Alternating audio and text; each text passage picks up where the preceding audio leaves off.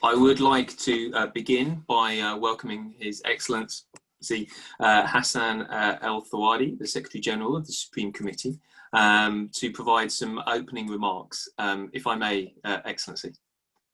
Thank you very much, Simon. Your Excellencies, ladies and gentlemen, I would like to express my sincere appreciation to all of you for coming together today in recognition of the importance and value of sports diplomacy. I'm even more pleased to see the depth of global representation because the power of sport touches us all, from the largest nation states to the smallest, from countries traditionally considered sporting powerhouses to those forging new and ambitious paths. As the hosts of the first FIFA World Cup and the first sporting event of this magnitude in the Middle East and the Arab world, we are intensely cognizant of the precious responsibility that lies with us. This responsibility has added weight as we navigate the ongoing pandemic.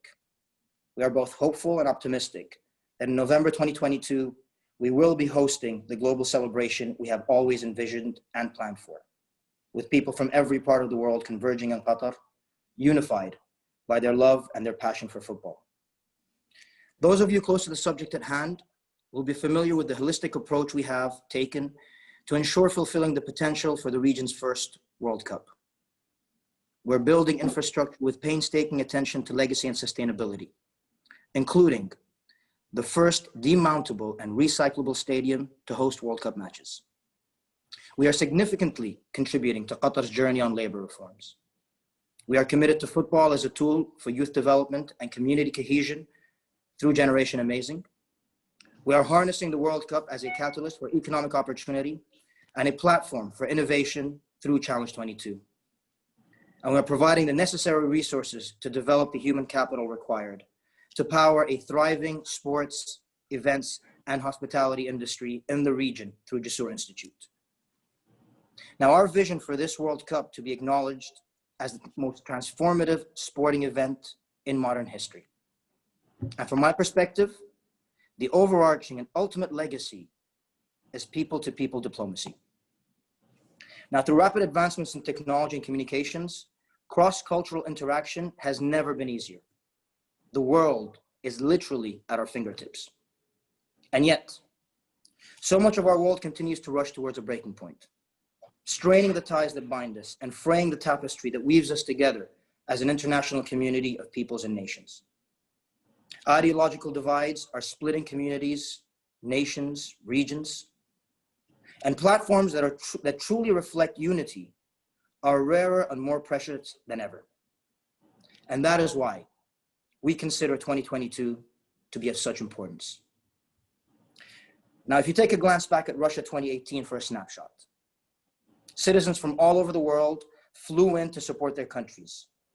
Now, the World Cup is the most unique socializer.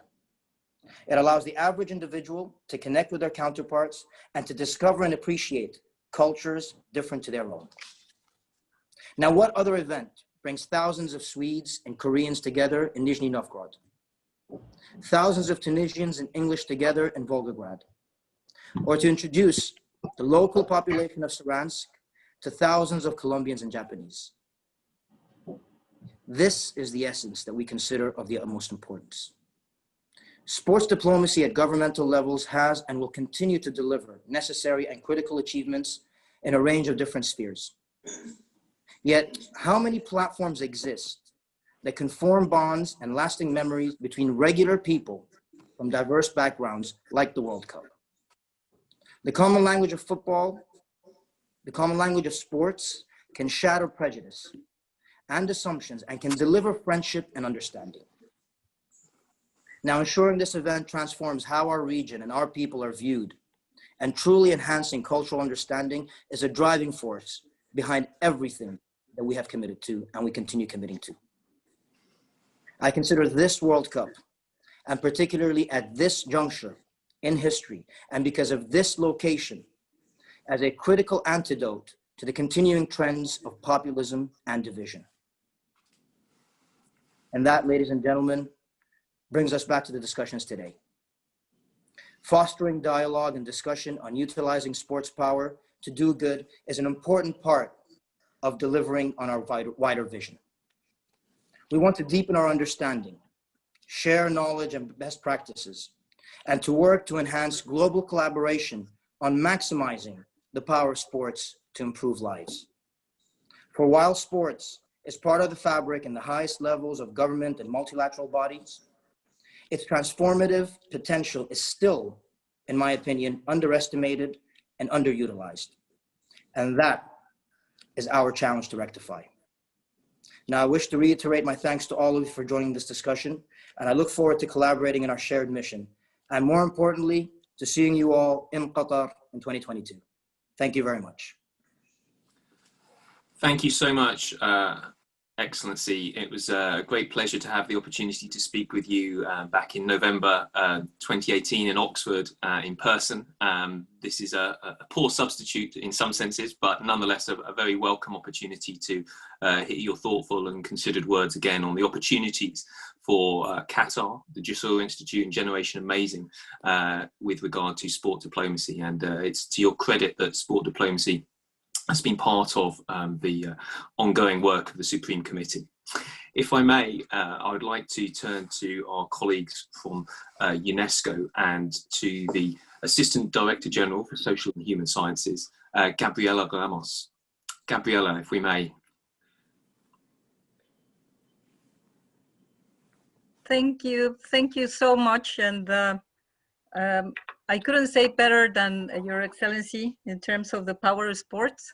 I want to start to congratulate you because the World Cup 2022 is going to be really important, particularly for the time we're living. And of course, you can count on UNESCO to partner and to pursue this common vision of how much sport is a fantastic tool, not only to continue building peaceful and harmonious societies, but also as an answer to the situation we are living now. So I believe this meeting on the sports diplomacy that you have called, that was convened by the Supreme Committee for Delivery and Legacy of Qatar 2020, together with UNESCO Office for the Gulf States and Yemen, the Josoor Institute and the Generation Amazing is very timely. And it reminds you about what you have mentioned, the power of sports, not only to foster international cooperation, not only to sports diplomacy for development, but also to figure out how much sports and the practice of sports could also help us to build more resilient societies that will not be as vulnerable as we are in the current context. And we see it now. The situation is evident. The world has almost been brought to a standstill over the past year due to the COVID pandemic. While its overall impact might not be yet fully understood, although there is this dramatic evidence that all the countries are in second waves. France today is going to announce additional measures. Everywhere is thinking about how long this would last. And the fact is that the impact has been enormous. It has been taking a very enormous toll on the societies, on the health and the mental health, on the economies. Just today, the IMF released its economic outlook and the toll is just without precedent. Almost 4.5% of the global GDP fall this year is going to really take a very, very hard hit in our societies, in our economies. The impact of the pandemic on the sports sectors has also been quite high. You know, the disruption and the cancellation of the major sporting events across the world, including the Olympics and the Paralympics, and that's why 2022 is really very important. But these decisions have also been inflicted a huge financial toll on an industry that is almost amounting to 300 billion, the whole industry in annual revenue. But we know that the impact has also been a very large share. And we hear our finance ministers, we hear our leaders talking about tourism, talking about travel, talking about entertainment, talking about supporting SMEs. I believe that we all have the responsibility and the duty to bring sports higher in the current agenda, to bring the necessity to invest in sports, not only as a tool for bringing closer our societies, but also as a tool for recovery, as I have been saying. We have these massive fiscal packages that had been adopted by our countries to keep the economy going, to invest in the vaccines, to invest in the health systems. I believe that we should be putting sports also at the center of the priorities and to raise our voices in terms of how much investing in sports facilities, investing in the athletes, investing in the coaches, investing in all the system that needs to be going for the promotion of sports and sports diplomacy is so important. So the investment in sports, the return to investment is really high, and particularly with an additional angle that UNESCO is particularly worried about, which is the youth, the young generation, and the lost generation that it might become if we do not invest on activities and on issues like sports that can help them move forward. Now, let me tell you that it's also true that if we want to put the sports as a sector, as an industry that can become part of the solution for the COVID pandemic, this needs to be a message that all of us should commit with when going around and when looking into different ways in projecting this very important issue. But it's true that we need to think sports as bringing our countries together, as an antidote of the current pandemic of hate speech, of division, of discrimination that has also been so patent in the COVID situation. I'm proud to share with you that UNESCO has been working, of course, with all of you, but also in sports diplomacy. And we particularly have a very good example of how sports can bring countries together when we work with the two Koreas to inscribe the Sririsum, the traditional Korean wrestling, in the list of intangible cultural heritage of humanity, which was a major achievement in the realm of sport and cultural diplomacy. And of course, you can count on UNESCO. UNESCO has a long-standing tradition, as well as we work with education, as well as we work with culture, as well as we work with sciences and with social sciences and inclusion. We are also the institution that is being called to foster investment in sports, to foster cooperation through sports, and to put sports at the center. We host the Anti-Doping Convention. We have the Kazan Action Plan. We are also the house that has launched the different declaration and elements to bring up a very strong agenda to build this common good for humanity. We host the Ministerial Forum for Sports and Physical Education, known as MINEPS, the International Charter for Physical Education, Physical Activity and Sport, and as I said, the International Convention Against Doping in Sports. And just recently we launched a sports education partnership, which is Fit for Life. You also have mentioned, Your Excellency, the fact is that the values in sports, education through sports, the team playing, the respect, the merit-based, the effort, the excellence, all what sports teaches is something that we need to be promoting through the practice of sports. And this should be our mantra. This should be intensified as we move forward in the coming months, bringing on board new partners, bringing on board these voices that are convinced that sports can be part of the answer. I believe that we have this great opportunity to make sports count in the current situation. We are well prepared to do so, and I'm so glad to share with all of you, because I know you are convinced and I know you are committed, but it's great that all of the institutions and the partnerships that believe in this common goal are bring together today. So I wish you the best of the discussions in these very important conferences. I wish that we can come together and bring together these voices to prioritize sports, to use sports as a vector for peaceful societies, to use sports as a very important piece in the post-COVID recovery plan. So thank you so much, and I wish you the best. Gabriela, thank you so much for your contribution on behalf of UNESCO. It is a wonderful opportunity, and thank you for your contribution. If I may, I'd like to introduce myself. My name is Dr. J. Simon Roth. I am a professor at SOAS at the University of London, and I am an expert in the field of sport diplomacy, which I have helped develop over the course of the last decade since a role at the London Olympic Games in 20.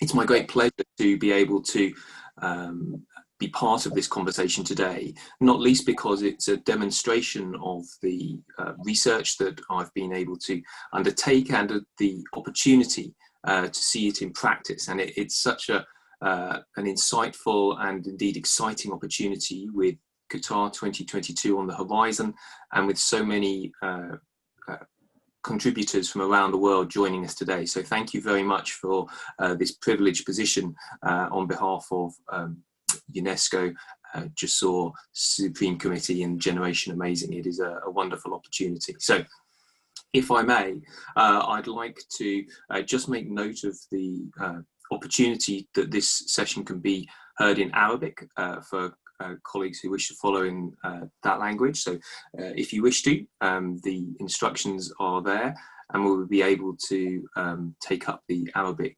translation via the Zoom app on your device. So please do make use of that facility if that's more amenable to your ear. Thank you. So it is again with great pleasure and no little honour that I have the opportunity to introduce His Excellency Dr. Hamed Al-Kawari, the Minister of State and President of Qatar National Library, to begin our opening high-level panel. And if we may, turn over to Dr. Al-Kawari, whose presence I've had the pleasure of sharing in his library where he sits today. So over to you, sir, if we may. Thank you very much. I'm very happy to be here with you, my friends, to address a topic that's close to my heart.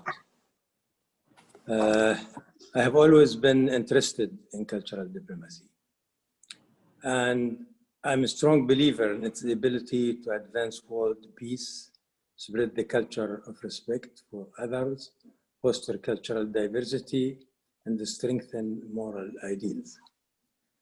I'm grateful for this opportunity to explore the strong link between cultural diplomacy and sports in a fast-changing world that is in dire need of using all means of cultural diplomacy so that humanity can coexist.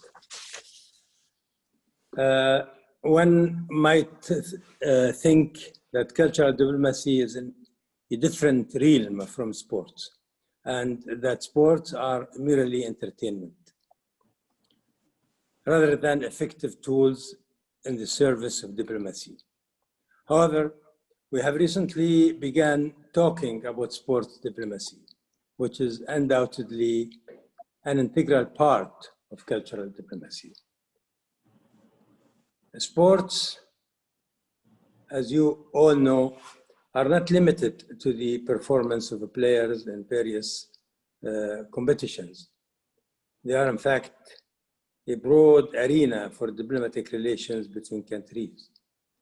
Throughout the ages, sports have proven to be more than just physical activity, but rather a social force and the cultural coordination.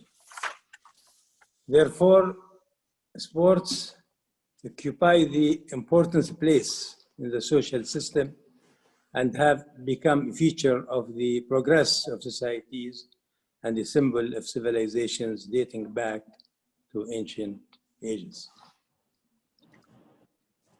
When I talk about the progress my beloved country has achieved, I can point to the high status of sports in our society, along with our advancements in other sectors as well.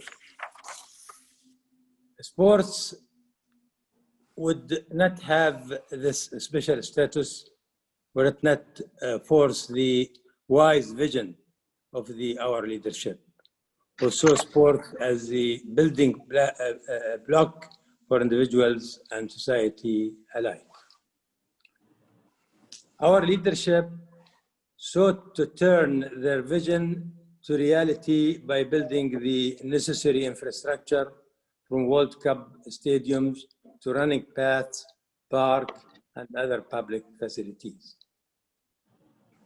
Just as importantly, they used the sport to raise awareness of the importance of health and health lifestyle, strengthen social society, and boost both mental and physical health. Sports have become a public affair and part of the identity of contemporary Qatari society. This was highlighted with the initiation of National Sports Day, in which all members of our community take part in all kinds of sports as a form of moral, physical, and social growth. Qatar's winning of the bid to host the FIFA World Cup 2022 was the fruit of this commitment to sports and their role in cultural diplomacy. The awarding of the World Cup is an overwhelming affirmation of the world's confidence in Qatar and an appreciation for all the efforts the nation has made in the sports sector for many years. And here we are nearing the date of this incredible event, with construction of most stadiums near completion. We earn the world's admiration by fulfilling our commitments. Such a big sporting achievements coincides with the strides we have made in strengthening our image as advocates for world peace and respect for other cultures and their creative diversity. Sports truly support and add value to this mission. On more than one occasion, I have stressed the strategic role that cultural diplomacy plays in bringing peace among peoples due to its changing impact and people's adherence to symbolic exchange between one another. We are certain that sports, thanks to their universal appeal, have many advantages as part of cultural diplomacy and can quickly contribute to the rapprochement between peoples. Therefore, the more we use sports to call for commitment to the ideal human values, the more we succeed in reducing the number of conflicts and disputes between nations. Thanks to that universal moral message, sports have historically helped mitigate conflicts when other means failed. Let us remember the famous table tennis match that paved the way for the restoration of relations between the United States and China.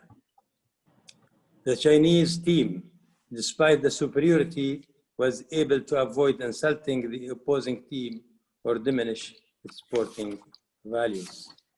There is no victor except for that sublime spirit of sponsorship, of sportsmanship that makes sports a means of strengthening friendly relations. Many politicians have realized that the essential role that sports play in bringing about peace, a peace that starts from within and spreads all over the place. Let us remember what Mandela did in using sport as a tool to combat racism and reject racial hatred. We can similarly imagine what sports can do around the world among all peoples. Sports that establish tolerance in the stadiums among the crowds can lead to the spread of tolerance among the people of the world. Politics alone is not sufficient to solve the existing differences between countries. Peace is not discussed only at negotiating tables, and the traditional diplomatic work will not be complete without cultural diplomacy in all its aspects, including sports. Even though sports are competitive, these competitiveness are subject to an ethical code that calls for the acceptance of differences. You appreciate the impact of sports on people, and you are aware of the motivation to learn that they give people everyone who cares about sports find themselves also holding on to ropes of knowledge. As you know, cultural diplomacy is based on knowledge. Interest in sport introduces people to each other's cultures and broadens the scope of exchange of knowledge, literature, art, and other things. The crowds that attend a match of any sport competitions carry with them their slogans, songs, and cultural icons, thus translating the diversity of their cultures and displaying their symbolic products through their expressions. We at Qatar National Library are fully aware of these dimensions provided by cultural diplomacy. Through our programs, we work with the world's libraries and with the Supreme Committee for Delivery and Legacy. We are open to all promising ideas or programs to support the work of the committee.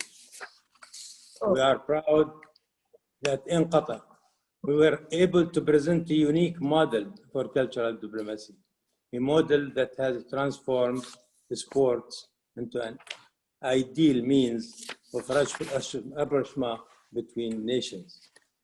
The Supreme Committee for Delivery and Legacy, in cooperation with the Ministry of Culture and Sports in Qatar, built a pioneering project, a multi-use sports stadium in Rwanda. I visited the project in the beginning phases, met the youth, and told them, this is a gift from the children of Qatar. I felt waves of unspeakable happiness when I saw the bright joy gleaming in their eyes. This project is a model for the diplomacy of sports and culture. Football is more than just a popular game adored by young and old alike. It also has an economic dimension and provides jobs for the huge numbers of people who work in. Likewise, football has an educational dimension as it teaches youth honest, competitiveness, high morals, the acceptance of winning, and joy in victory, and that the winner today may be the loser tomorrow. It instills the value of work and dedication. Football in particular is a team game, and victory is achieved by setting up a plan that achieves its goal when everyone plays their required role. In general, sports are a means of communication between youth and among cultures, a communication that is based on mutual respect, peaceful coexistence, and joint work toward noble values. Thank you so much for listening. Wassalamu alaikum. Thank you so much, Excellency. A testament to your commitment to the UNESCO principles that you so ably demonstrated in the global campaign that you undertook on behalf of Qatar, and in line very much with the Sustainable Development Goals of the United Nations overall.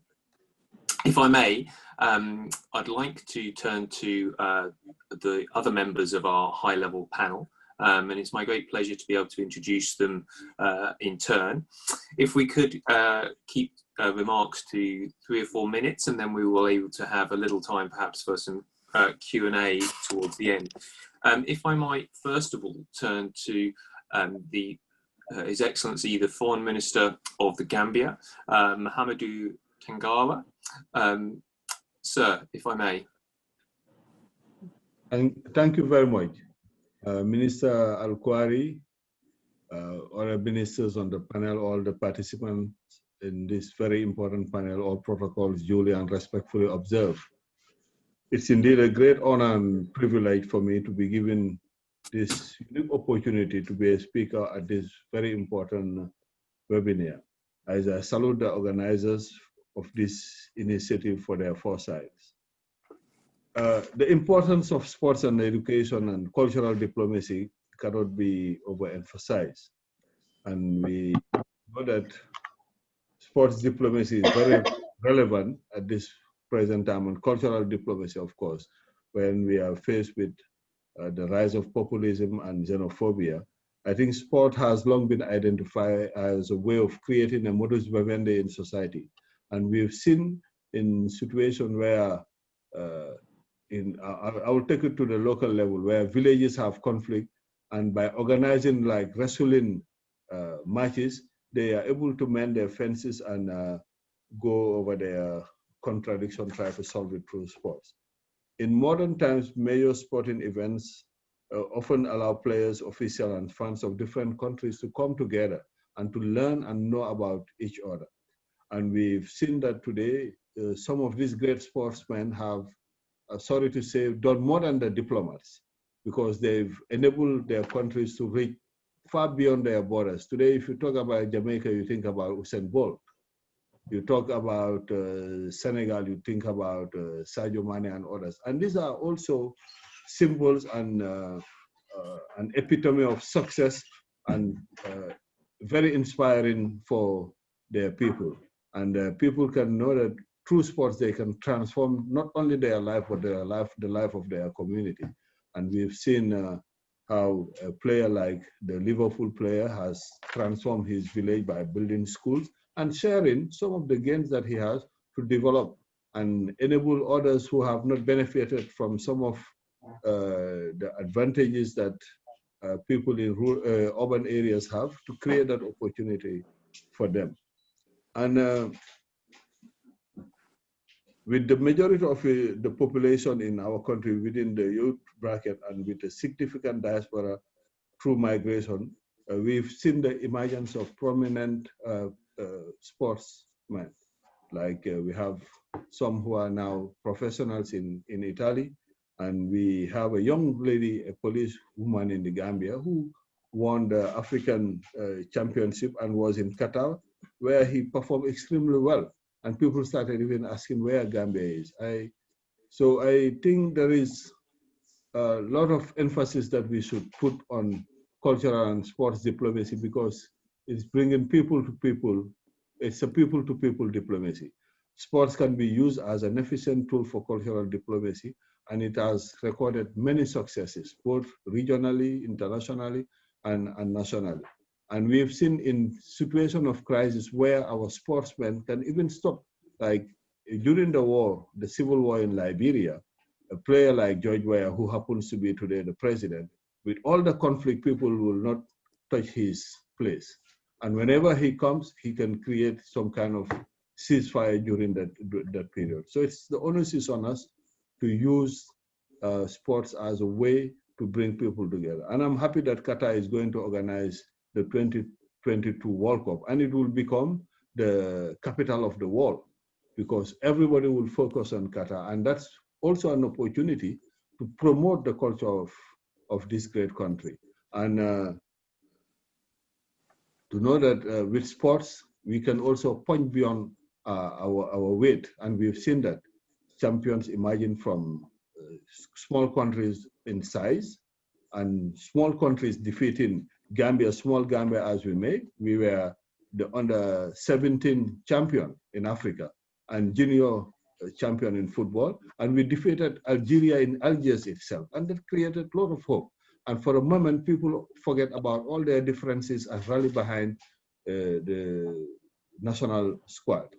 And I think, as I said earlier, the opportunity for Qatar to become the capital of the world would be created by the 2022 World Cup. And the words of Maya Angelou came to my mind when he said, we all should know that diversity makes for a rich tapestry, and we must understand that all the threads of the tapestry are equal in value, no matter what their color.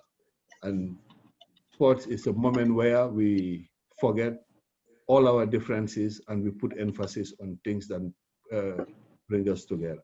And I want to salute once again Minister Al-Kwari, the State of Qatar, for all the initiative taken in promoting cultural and sports diplomacy. Qatar is a force to be reckoned with. In terms of diplomacy, we've seen all the major moves at the UN and in the international arena in resolving some very critical crises. And I think it asks for a lot of ingenuity, and adding to the sports and culture will bring people together. And I thank you for the opportunity to be able to participate in very important webinar. And as the saying goes, mens sana in corpore sano, a healthy mind and a sound body. With sports, we can have that. Thank you. Thank you for the organizer. Thank you, Simon. Thank you, Excellency. A great privilege to hear your remarks there. Transformation in the Gambia. Certainly, sport and education has made a considerable. If I may, now, and to turn to fellow African nation, that of Somalia, and we're joined by His Excellency the Foreign Minister Ahmed Isi Awad. So, if we might turn to your contribution. Good afternoon and assalamu alaikum. I hope you can all hear me.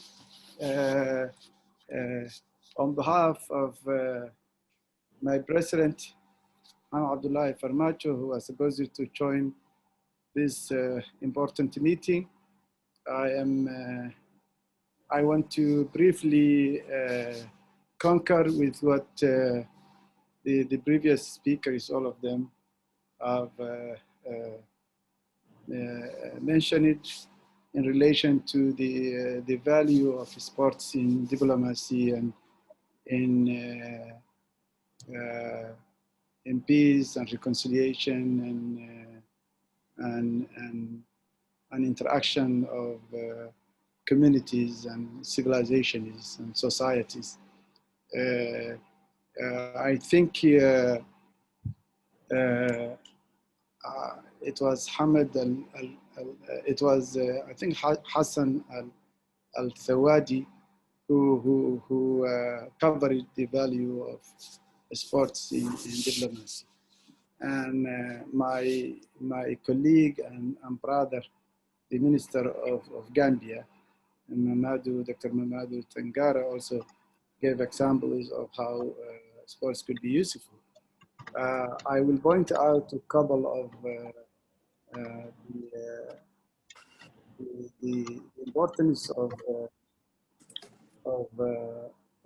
sports more than the importance for the individual's well-being and for the entertainment and the aesthetic aspect of the sports. The value it has for society is immense. Take the example of Somalia. We measure the health of society by the pursuit of sports and other cultural activities in a society. Somalia, that has been depressed for a long time. The depression or the situation in Somalia has been measured by the absence of sports. These days, we understand that Somalia is back because sports is mushrooming every place. People are going back to stadiums. Young people are playing again. This is a sign that Somalia is getting healthier and healthier.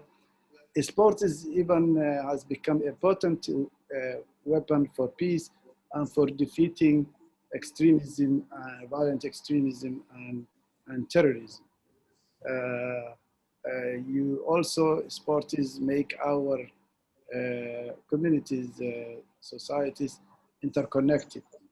For example, the young people of Somalia, you will find in Mogadishu, in any corner of Somalia, people carrying the jerseys of Neymar and Akram Afifi and Messi and Ronaldo and Ibrahimovic and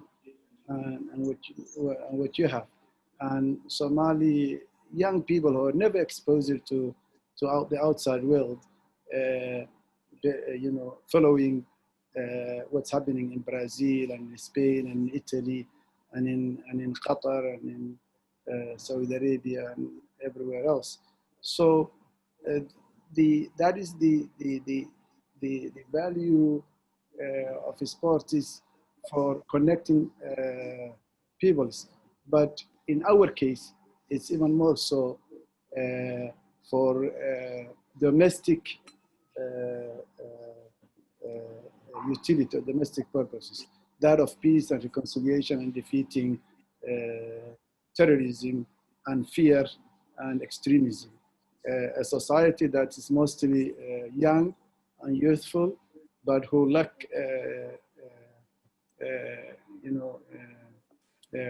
educational and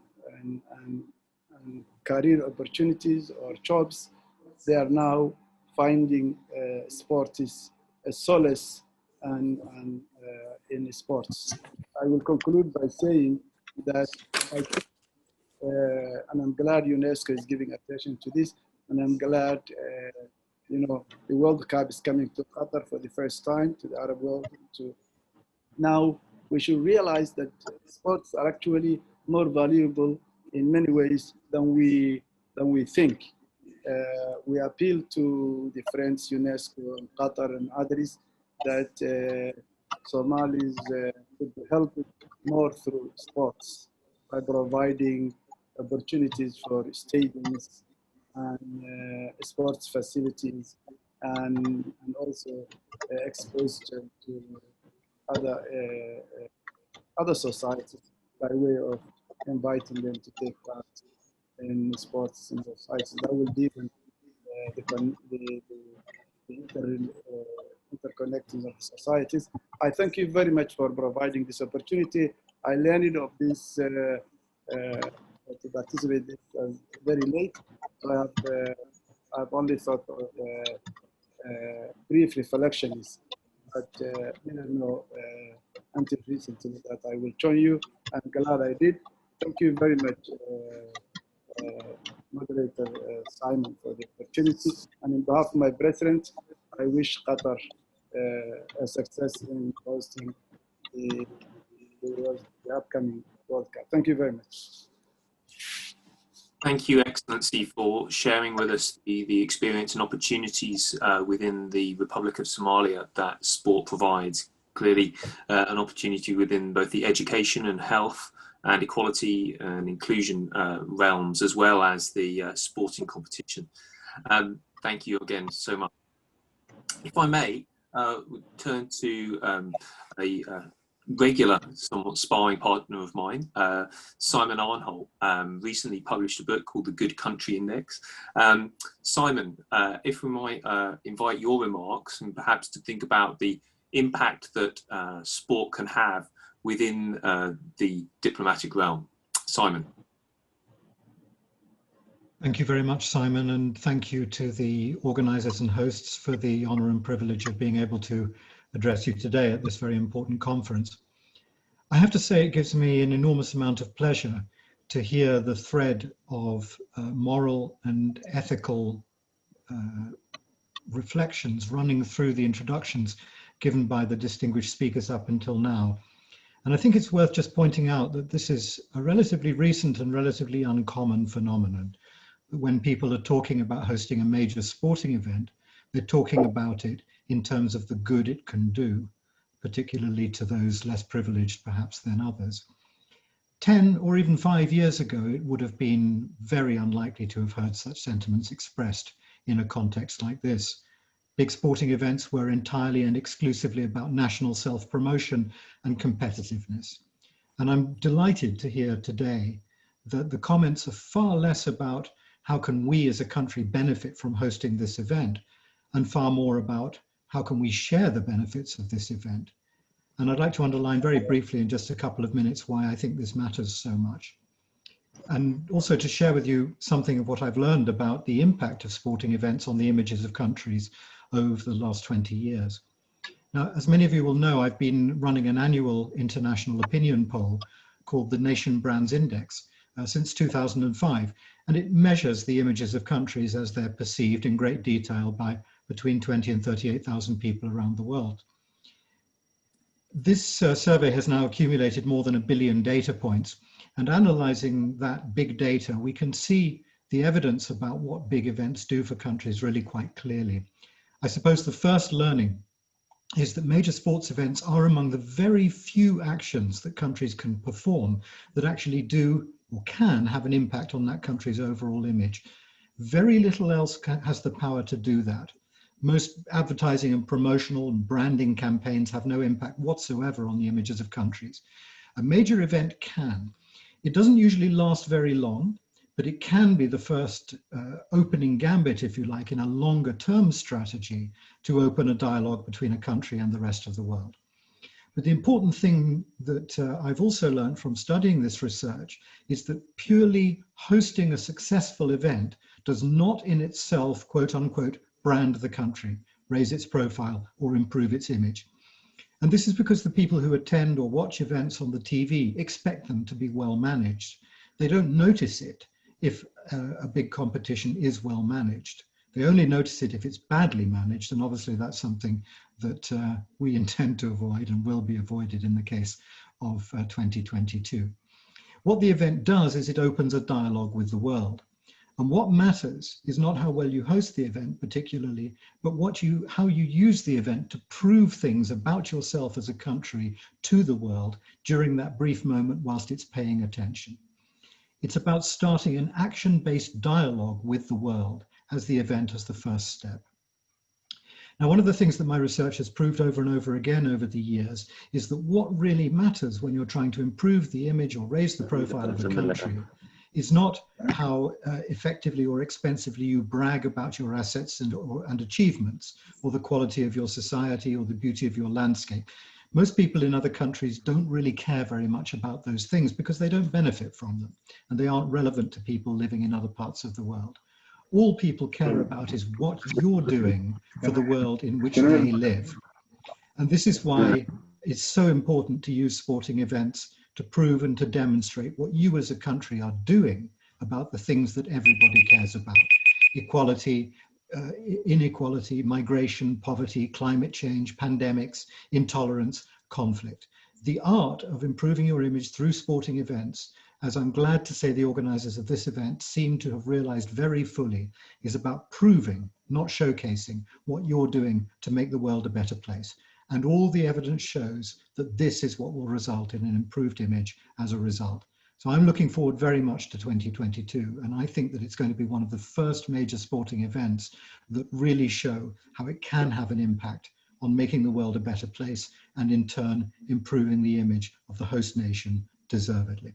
Thank you very much. Thank you, Simon, again for your erudite and thoughtful remarks. It's always a pleasure. If we may, turn last but by no means least in this first panel to Nabil Gahir, the Assistant Secretary General of the Commonwealth. Nabil.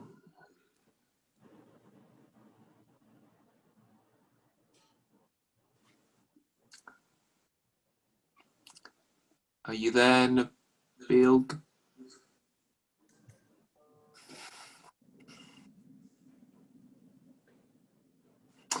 Possibly we're having a little trouble securing Nabil to our conversation. Simon, I think I may know what's happened with Nabil. I noticed he's in the audience list and not in the participants list. So I think he may have signed into the wrong link. Okay, thank you very much, Simon. Well, whilst we sort that out, if I may come back to some of the speakers to think around the opportunities that sport diplomacy as a form of negotiation, representation and communication that I think we've spoken to, how it might operate and indeed enhance individual national interests and indeed the global interest that Simon spoke about. Would His Excellency Mohammed Tangara, would you like to come back? Or was Nabil, I believe, has just joined us. Nabil. Yes, just a second. Start video, just a second.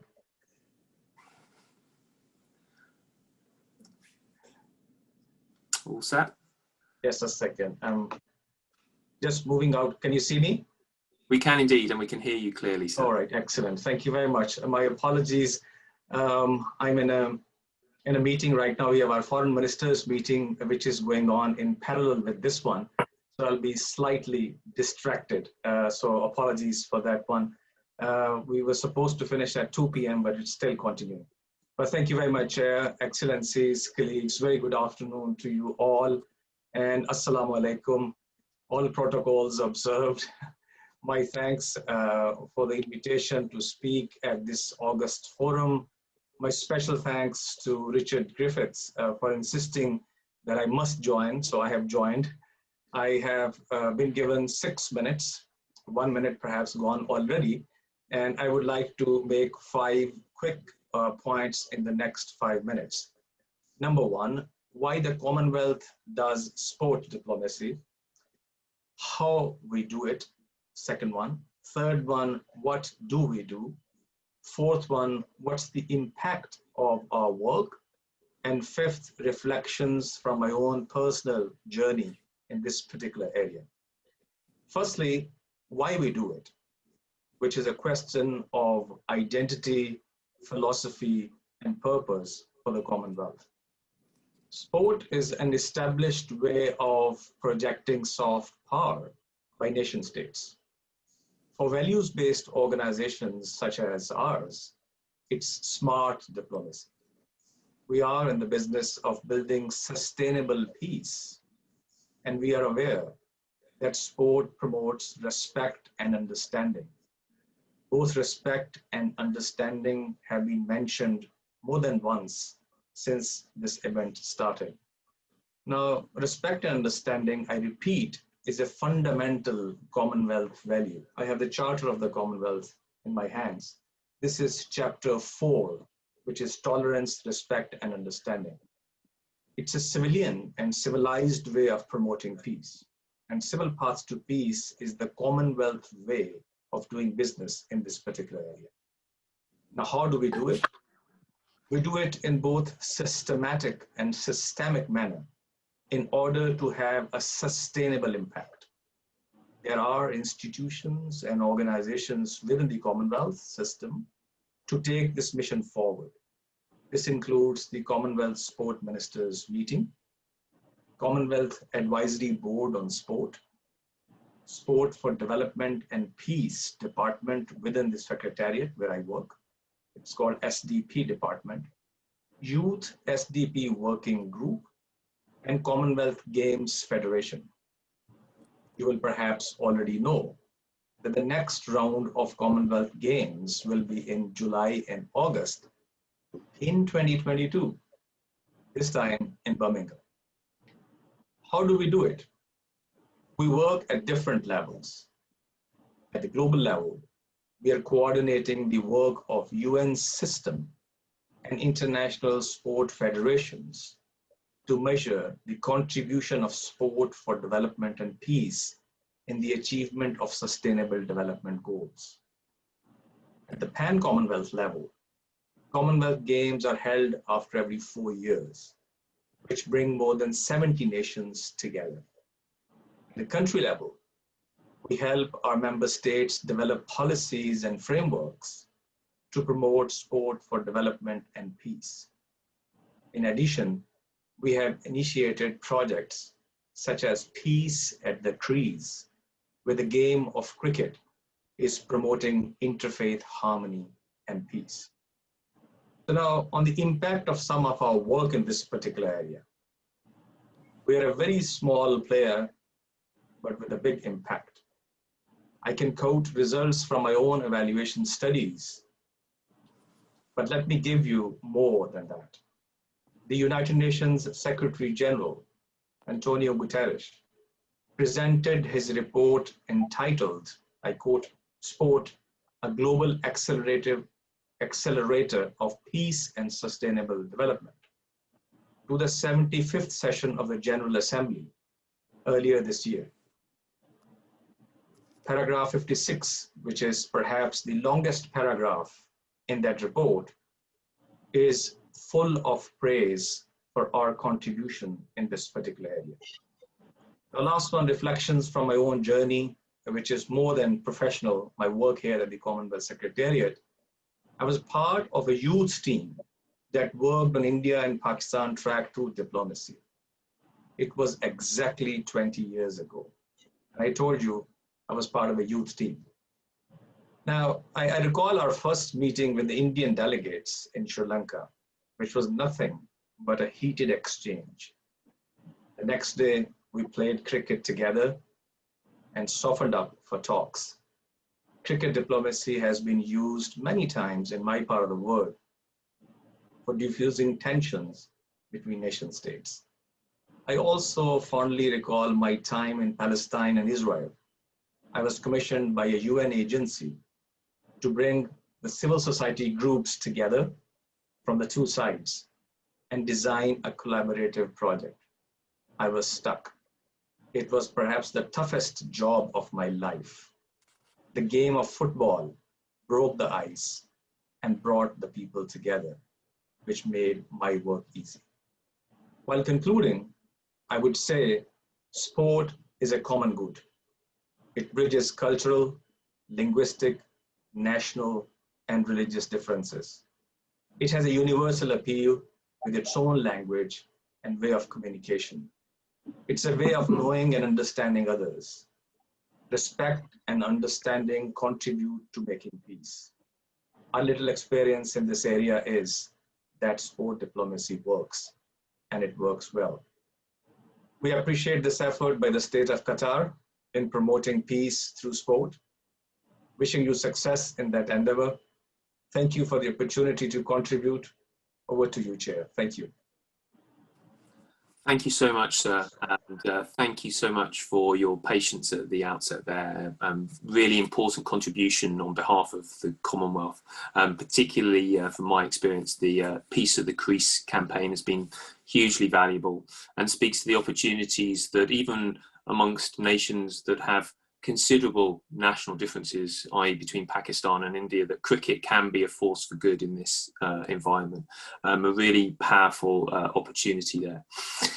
We are drawing to the close of this first panel. We'll turn over to my colleague Simon Chadwick to chair the next. But I'm going to take one moment of your time to reflect on the fact that sport diplomacy really has the opportunity here to work and to be part of a discourse over the next couple of years leading up to the FIFA Men's World Cup hosted in Qatar in 2022. And we should recognise the opportunity to work with others and extend our invitation to many of the different stakeholders who are on the call today and those who couldn't be with us to work in the furthering of sport diplomacy on behalf of individuals, sports, nations, and indeed in pursuit of the United Nations overall Sustainable Development Goals through the Kazan Action Plan, which was mentioned by a number of the speakers. And I know the work that Ollie Dudfield and others at the Commonwealth Secretariat have done so much to promote globally. To that end, it's been my great pleasure to host this first high-level panel. It is a privilege of my research to be able to focus on this area of sport diplomacy, and it's testament to the fact that a book that was published less than 2 years ago on the subject is now welcome or pleasingly out of date, that I need to go back and rewrite it. So I'm looking forward to that opportunity, and I'll take the sort of literally passing the ball from myself over to Simon. Thank you so much, everybody, and we'll look forward to reconvening again in a few moments. Thank you.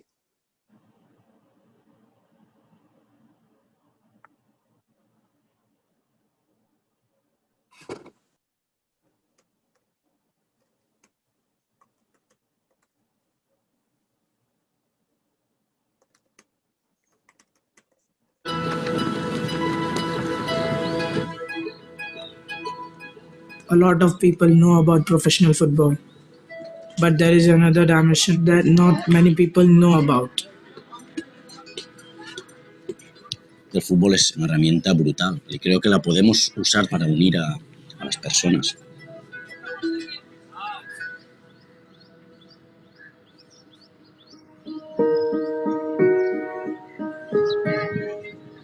I live in Mumbai, Maharashtra, and a slum called Ambedkar Nagar.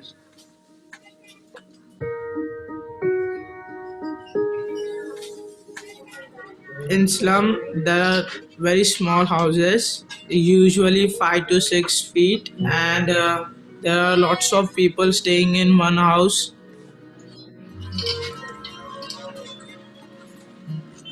In slum, there is lots of problems. There is problem of water. When we don't have water, our body will get affected.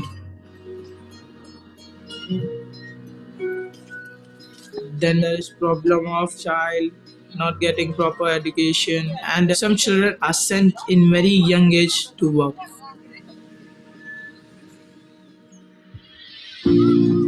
My parents make sure I went to school and practiced football. Football has just become a very big part of my life. I learned a lot of values like responsibility, teamwork, discipline, and leadership.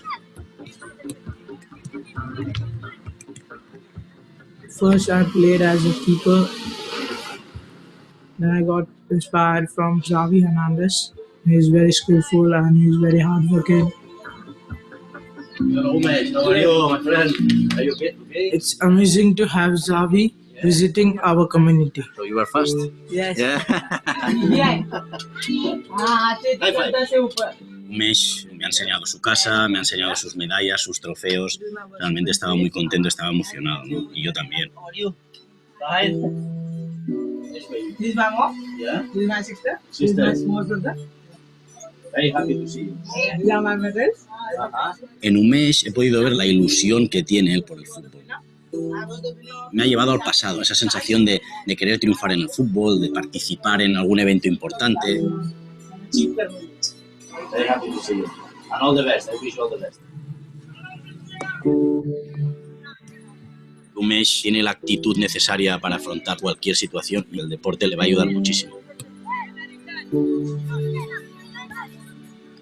Football brings values, opportunities, and strength to our community. I'm working very hard so I can leave the slum in future and want to come back and help people in my community.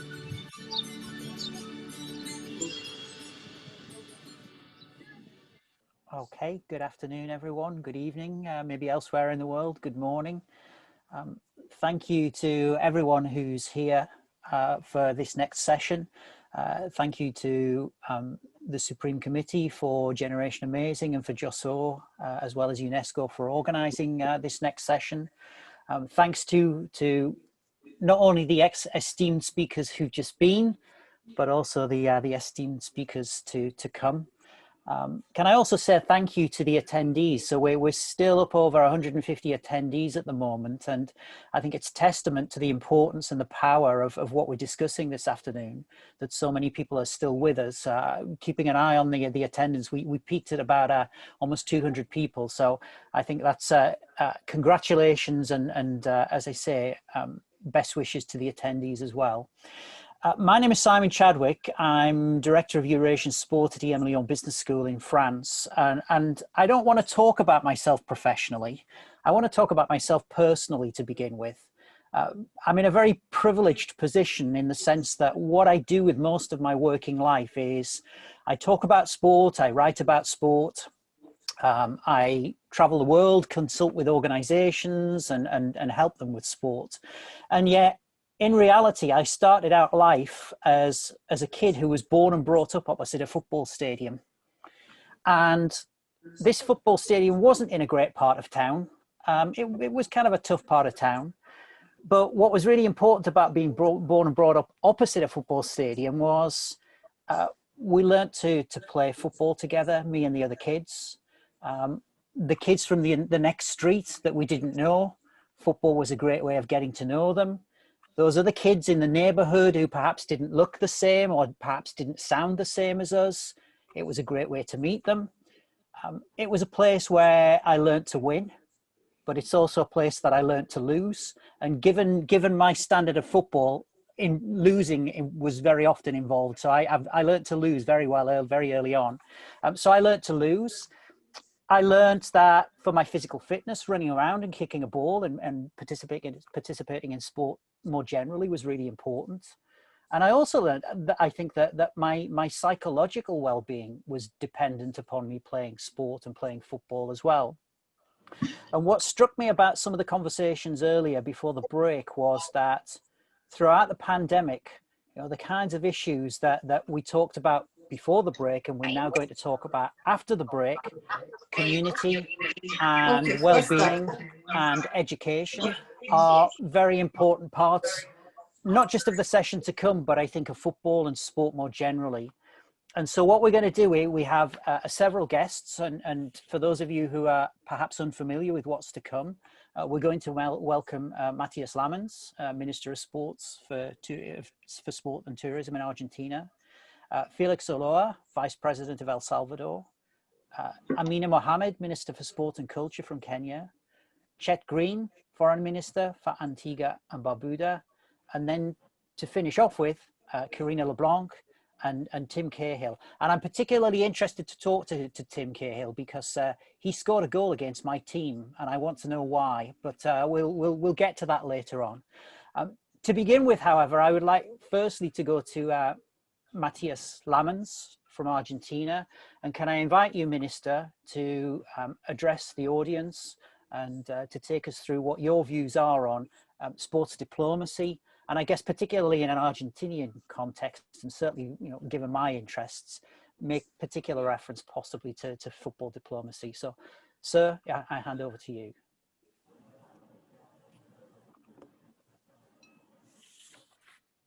Mr. Lamens, are you with us?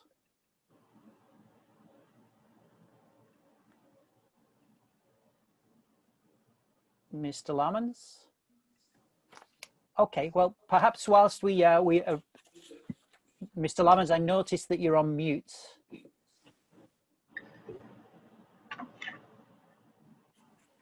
Okay, Mr. Lamens, perhaps we can wait for a moment for you to switch your camera on and to switch your microphone on.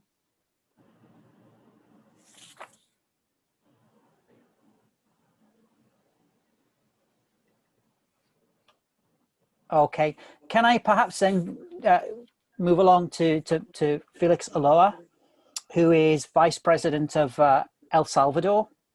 And Felix Hi, how are you? Hi, Felix.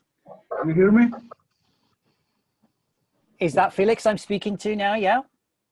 Yeah, do you hear me? I can hear you. Sorry, I was just uncertain for a moment there whether Matthias had managed to join us. So, Mr. Ulloa, thank you for joining us. And I know that you're going to take us through some of your observations on what's been happening in El Salvador. And I think in particular, the role that sport has played in terms of social cohesion and crime and some of the difficulties around gangs. So please, if I could invite you to take us through your address. Thank you, Simon, and good afternoon for those who are on the other side of the world, and good morning for people who are in the Western Hemisphere. It is a pleasure to share with you our experiences.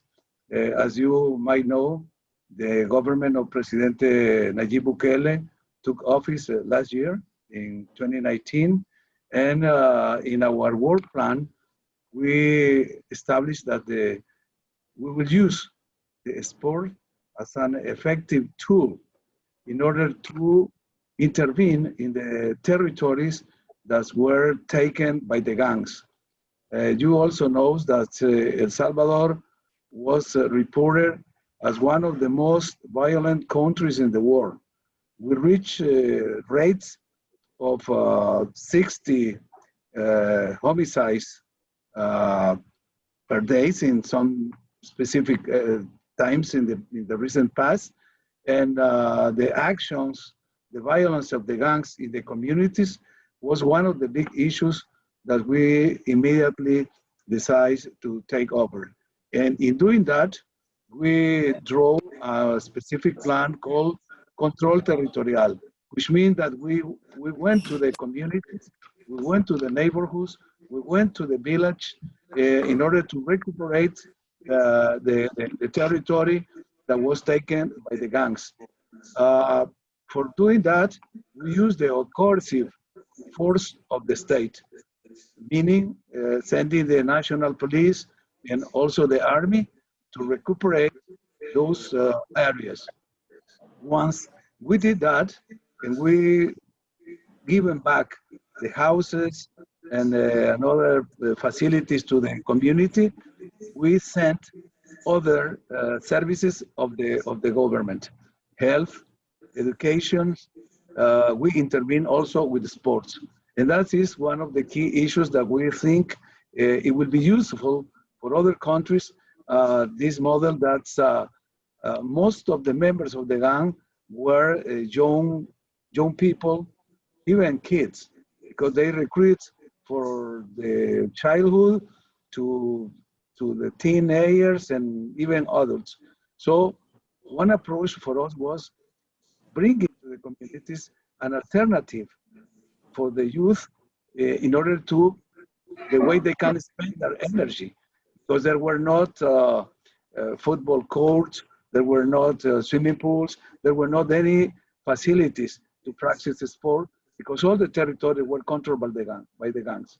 So once we decide to intervene through sports, it was a big step forward, and immediately we start experiencing changes, because the youth immediately found some other ways to channelize their energy and the free time that they have. And they're not at the school, or they are not working, they found public spaces where they can practice sports. And that was a step at the grassroots level and the communities.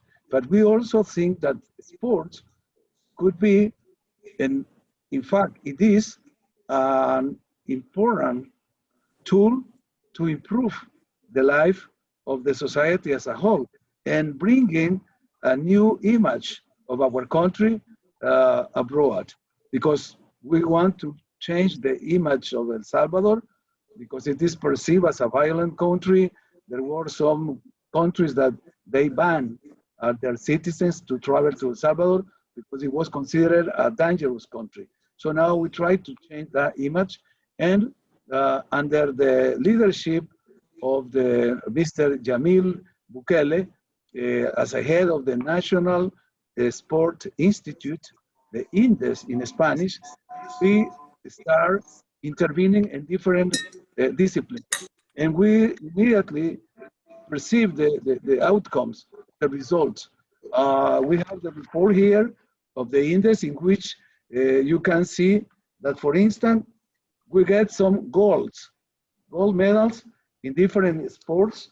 In the last Pan American Games, this is one in gymnastics. We got another gold in archery. Archery was one of the most important sports that was improved under our government. It was not a very famous sport, but for us, that was something important. This is one of the gold medals in archery. But also we get another medals in bodybuilding. Bodybuilding was another achievement. We get another gold. And the current administration of the INDES, which is this international,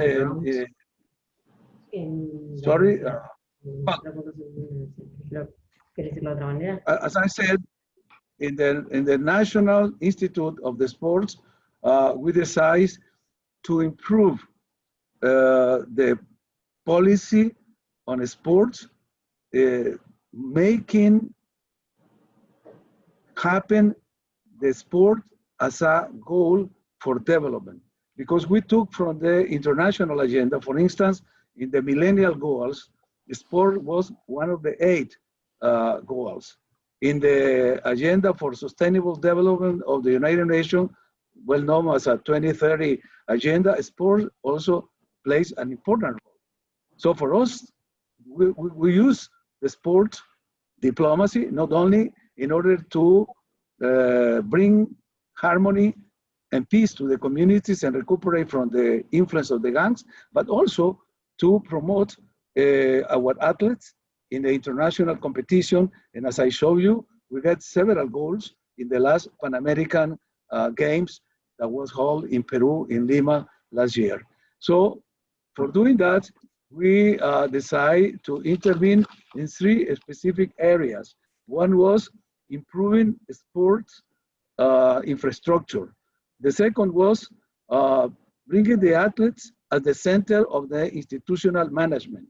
And the third was the modernization of the institutions dealing with sports. And we decided to strengthen and improve 44 disciplines.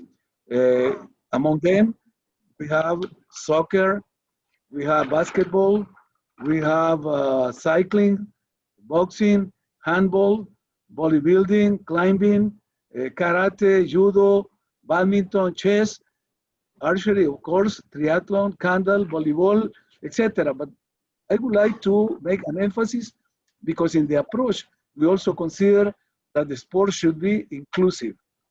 We will not leave nobody behind. And people with disabilities were considered. And in doing that, we have the wheelchair basketball, the blind soccer, amputees soccer, and wheelchair tennis, para-athletics, which means this inclusive approach in order to include those persons with disability, basically because as you also might know, we have a civil war 30 years ago, and many people were injured, and they were veterans that they suffered some incapacities and disabilities. So we are aware about that this population shouldn't be left behind. Then because that, we are using sport as a part of this new government. It was considered in the general plan of the government, Plan Cuscatlán, and through INDES, the National Institute of Sport, we are implementing this diplomacy. And we also understand, and we are aware that in sport diplomacy, we can use also to solve international conflicts. You probably also know that we have a war with Honduras in the 60s, last century, that was worldwide known as La Guerra del Fútbol, meaning the soccer war, which wasn't exactly true, but it was a sport. It was a match between Honduras and Salvador that was, sparkled the conflict, the political situation. So we think, and we also remember how a sport can be used as a means to improve diplomatic relationship. Just remember the ping pong diplomacy between the United States and China during the administration of President Nixon. So if we use sport in that way that the United Nations, international community has drawn, has give us guidelines in the goals for sustainable development, and we take sports nationally, internally, as a way to strengthen the image of our countries in international competition. And in the case that countries like mine, as we are still in the post-conflict period where violence and violent groups, they were part or they were result of the way that we managed this post-conflict era, and it was really a mistake, and we have to recognize our mistake, and that was a mistake. It was a part of the youth and the orphan that they were taken aside by the previous government, so they became gangs, and then strengthened and became a real power that challenged the government. Now we're trying to deal and fight against them, but not only using the coercive force of the government, because that was an approach used by previous administration, and they failed because using only the force and the coercive force of the government, you can deal and have short-term results. But if you want to solve the problem from the very roots, and you want to have long-term results, you have to go to the roots of the problem. And the roots of the problem are poverty, exclusion, violence in community, lack of opportunities, and a universe of youth that they don't find out a way, nothing to do. And even that is another, it has another result, which is the forced migration that our young people has to take in order to immigrate and going out, and we call this the forced immigration to the United States. So using sport, using all the public services, having this approach and this interaction with the communities and the communal leaders, the priests, the pastors, teachers, the judges, and all these local leaders, the mayors, basically with the mayors, we can create this synergy, very positive, and making broader and wider all the facilities for practicing the sport. Just to finish, we would like to remark that we commit with our people that in the next international championship, we will report more gold medals, bringing people from those communities that now are or were under the gangs influence, but we will take them and move forward and upward to become athletes well-known and recognized not only in our country, but outside our country. And this is a promise, this is a challenge, and we trust that our institute, the National Institute of Sport, is the institution that will lead this process toward a better future for our youth. Thank you for the opportunity, and thank you for have the chance to share with you the Salvadorian experience in this regard. Mr. Aloa, sir, I bow my head in respect because there was so much in there of vision and policy and strategy, development, social cohesion, education. Yeah, you even made mention of religion too. So I really wish we had more time to explore some of the things that you said, but really thank you for such a broad and all-encompassing answer. If I could move across to Mr. Matthias Lammens, and Matthias, if I can call you that, if I may, I'm really glad that we got you back because as a football fan, Argentina holds a particular place in my mind and in my heart. And one of my remaining football ambitions is to go to Boca Juniors and to Bombonera, because that is Argentina. You know, in terms of soft power and in terms of nation branding, that is Argentina. So without me talking too much about Argentina and football and Mario Kempes and Osvaldo Ardiles and all these other guys, if I could hand over to you, Matthias, and invite you to address the audience. Well, Simon, thank you very much. Not only Bombonera, not only Boca Juniors, we have here San Lorenzo de Almagro, for example, that it's a very important team here in Argentina. And it's my team. I have no particular associations. I've just got this, I've got this romantic view of Boca Juniors. That's what it is. No, I know. Well, Simon, thank you very much. Well, you know, sports diplomacy is an increasingly frequent foreign policy tool and all around the world, and growing phenomenon that cannot escape at any state's attention. Sports are a social phenomenon with unimaginable multinational possibilities like no other. As such, they can be used by states as a foreign policy instrument. I'm convinced that there are a series of characteristics that make sports as a unique discipline to promote international relations and bring governments and communities together.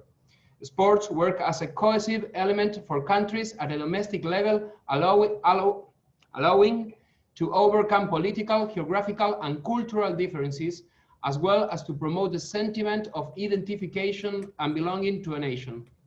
At an international level, although competition exists, it's between a friendly and relaxed environment in which respect towards the rules of the game and the opponent become fundamental. Sports in general, and some disciplines in particular, are extremely valued as an attention and entertainment grounds. The development of sports and sports events are an element of international standardization that create a common language that is widely accepted. This results in an immediate space for coexistence.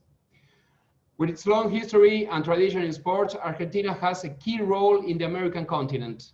In some disciplines, we have even reached the maximum world levels in terms of results and recognition of sportsmen and women and athletes. This is why we are often seen as a worldwide reference, especially in football, but also in other team sports such as basketball, volleyball, field hockey, polo, and rugby, and individual sports like tennis, boxing, and car racing, among others. In this scenario, I'm convinced that sports can be one of the best instruments for Argentina's international positioning. Figures such as Diego Maradona, Lionel Messi, Manu Ginóbili, or further in the time, Gabriela Sabatini, whose careers has given them recognition, are without a doubt true ambassadors of our country. In this sense, my previous experience as president of the, In this sense, my previous experience as one of the Argentine's most important clubs has given me the opportunity to acknowledge the great challenges that this domain brings ahead. It's also from that experience that I have the chance to initiate a path in which I believe we will all agree in building. I'm talking about sports as an instrument for social change and inclusion, a direction that gives us leaders the duty and responsibility of consolidating every discipline and directing our efforts in including everyone with the will of practicing sports, both professionally and recreationally. In the international sphere, sports bridge borders. They connect communities and cultures, and they create strong and lasting ties between countries and cities. In conclusion, sports allow us to find common growth amid diversities. Thank you very much.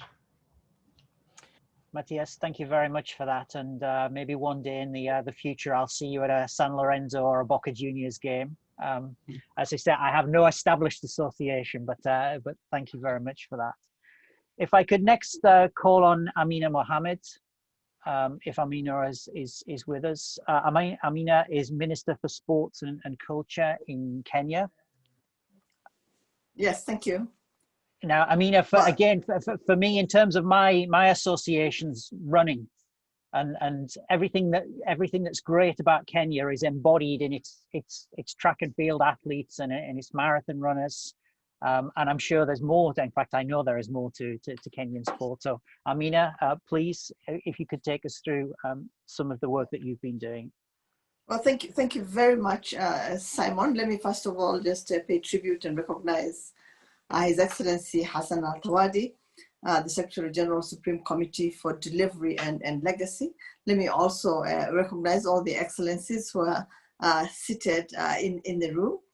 And I'll start off by just talking about Kenya's global dominance in sport, which debuted at the 1964 Tokyo Olympics with 37 athletes representing our country in various athletic disciplines.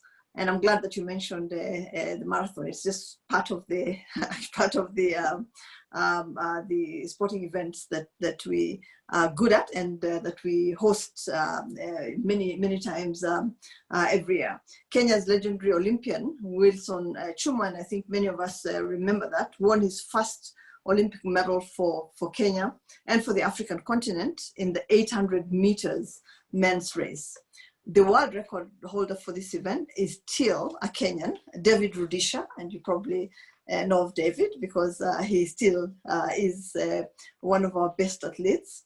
We also hold the world records in 1,000 meters men, 3,000 men, 10 kilometers men and women, half marathon men and women, 25,000 meters men and women, the marathon men and women, 30,000 meters men and women, 4x800 meters relay men, 4x1500 meters men and women, the road relay men, 5 kilometers women, and the 3,000 steeplechase women.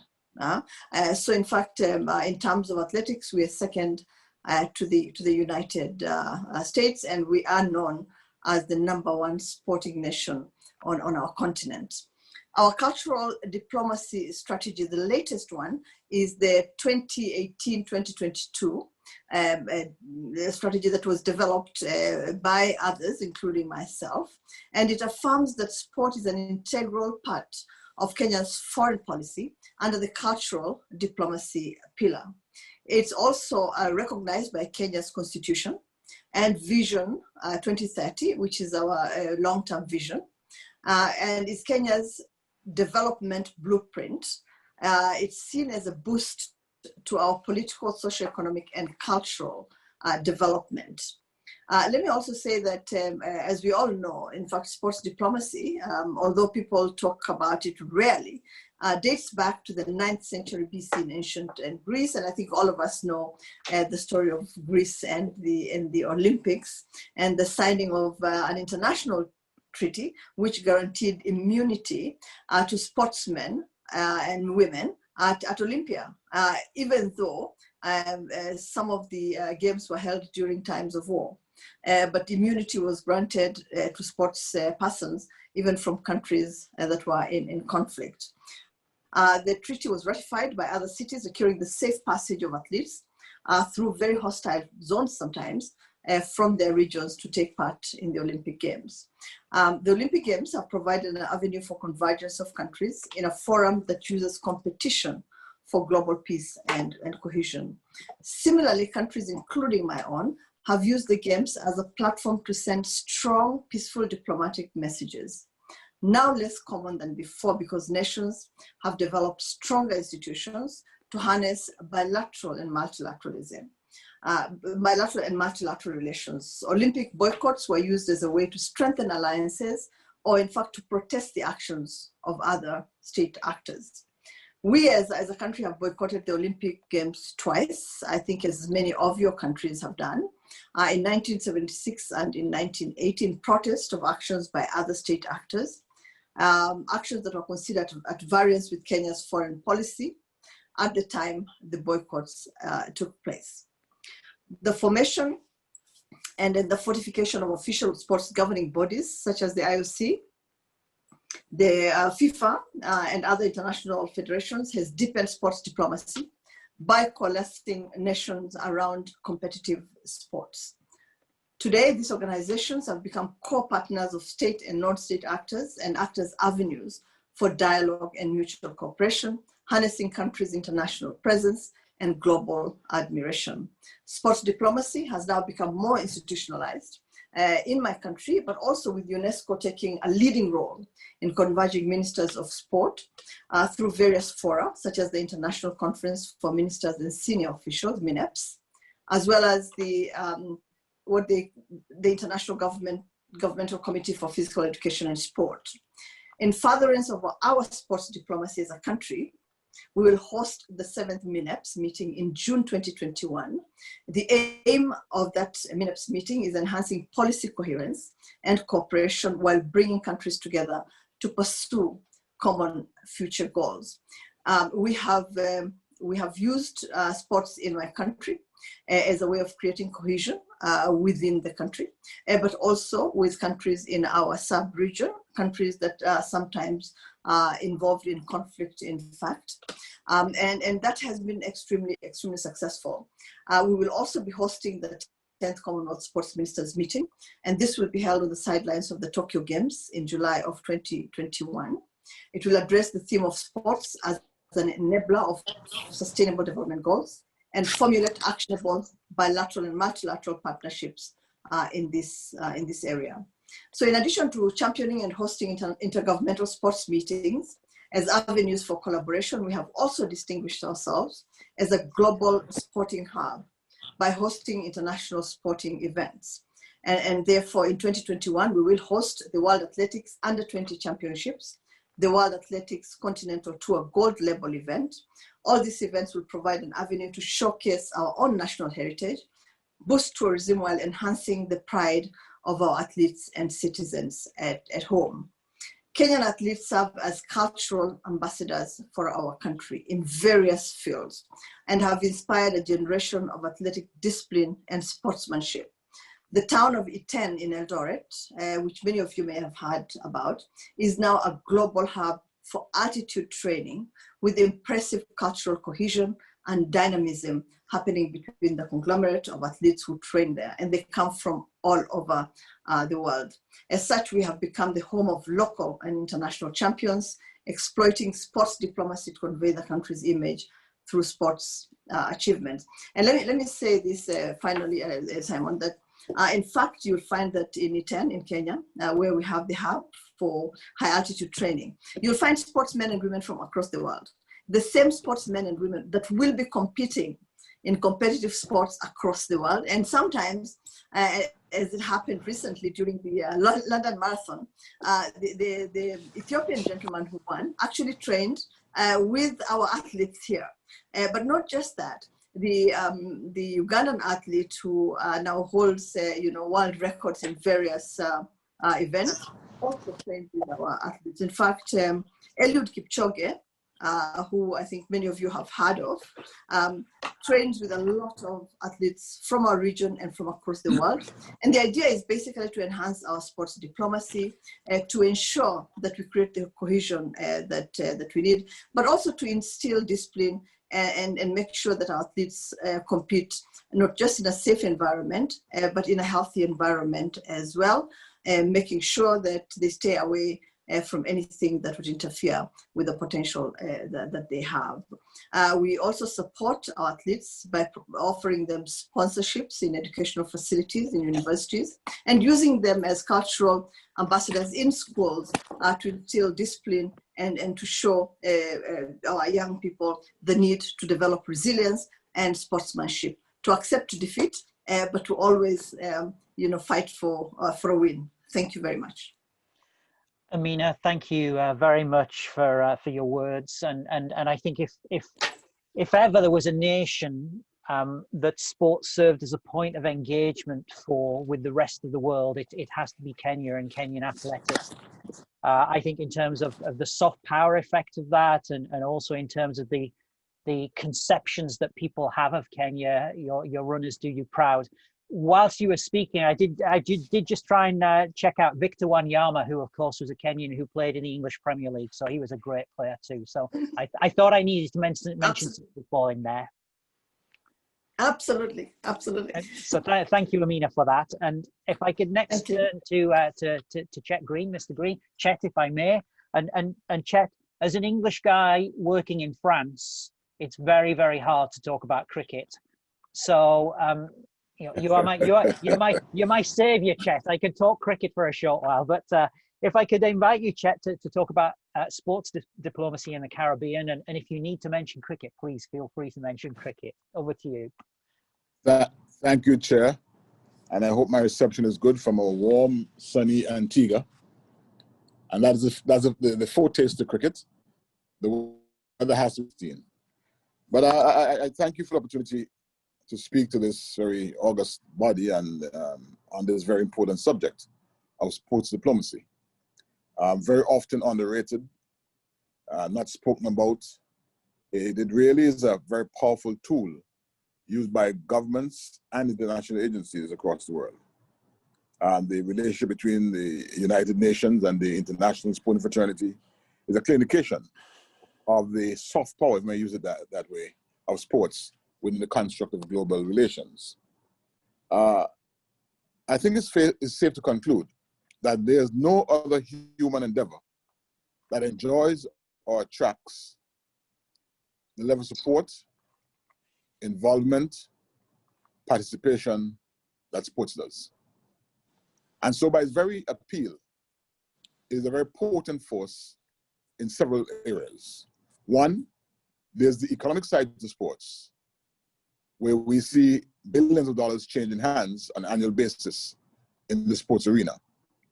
Then there's also the social value of sports, which I think is what the rest of the world, outside the cadre of athletes and officials and professionals, the rest of the world look forward to the social value of sports. Sports for global peace, for example, is a very important tool within the relations of nations and of our world in general.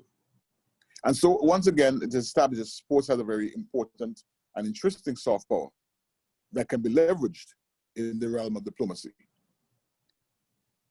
In the Caribbean, our athletes, predominantly our cricketers, I must say also our track athletes, because Usain Bolt, the Jamaican, is a Caribbean personality. Our track athletes,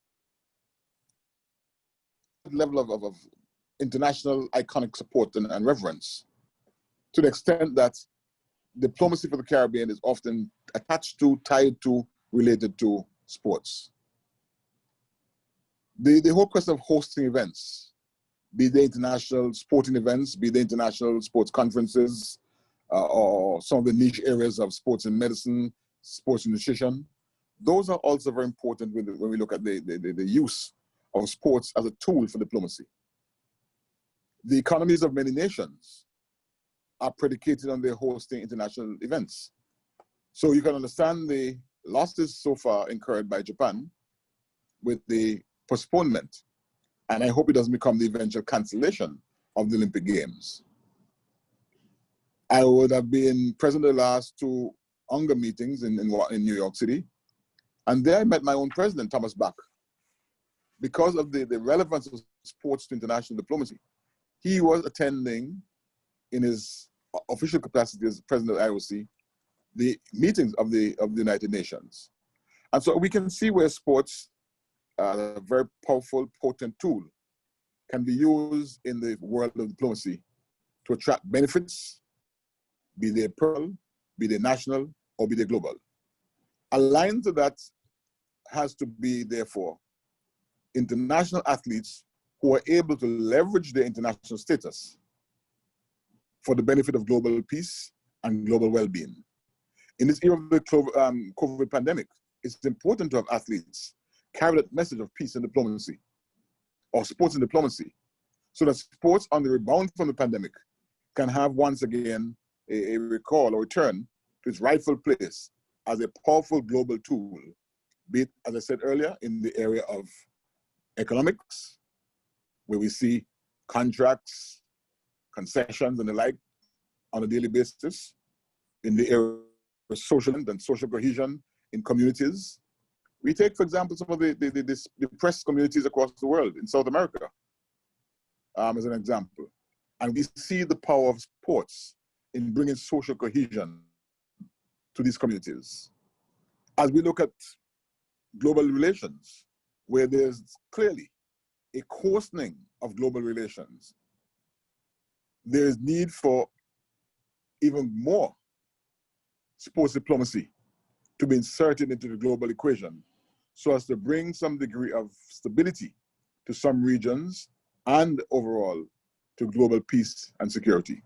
And so I want to identify very readily, very easily, very quickly with the notion eschewed by this forum that sports diplomacy is a very important tool in maintaining global stability, global harmony, especially in the face of what we're going through today, one, the pandemic, and two, political coarsening of the rhetoric, which only sports, in my opinion, can really serve to downplay, to annul, and to certainly satisfy global interests.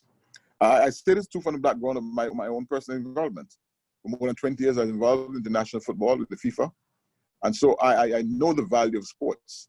I've seen football matches being promoted for the sake of bringing communities together, countries together.